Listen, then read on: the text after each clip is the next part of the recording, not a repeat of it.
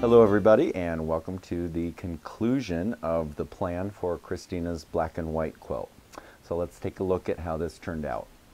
Okay, so what I did is I did do originally what I had discussed, which is go in and ditch everything here on the whole quilt. I actually just ditched absolutely everything. I also ditched here.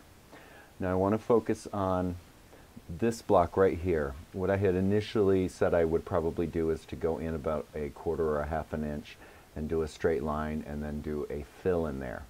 What I found when I actually did my first one is I didn't like it. It actually made it a little bit too busy and it didn't bring the focus back to over here, which was the fill around the blacks and the whites. So instead what I did was I did a continuous curve, and then I also ditched an X in there just to keep it stable.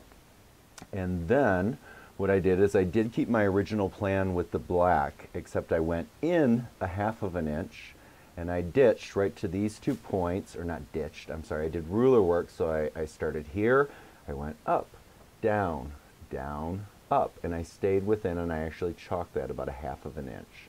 And then I put fill in here with the black thread just to give it that positive negative effect.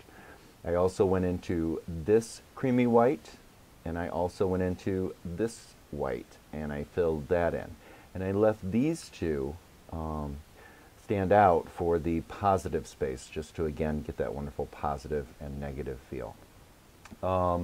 In the border itself, what I did, so let's go over here.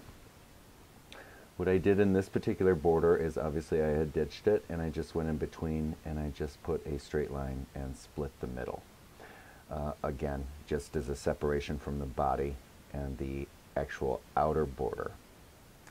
Now, as you look at the border itself, I had initially said I was going to do a curling Amish feather, and instead what I did was I changed that and I pulled out my circle rulers because I wanted something a little more round, and I felt that the curling Amish feather would detract, and this batik is so beautiful I felt it would overwhelm it, and I did want this batik to really pop out.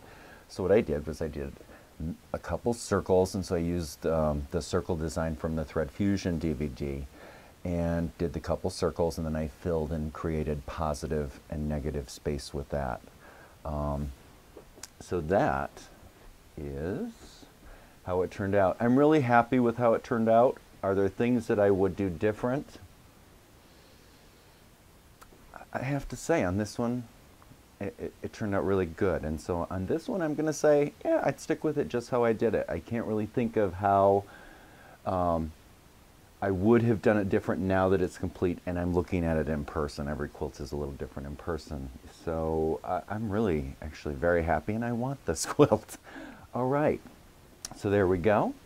You all have a wonderful day and take care of each other.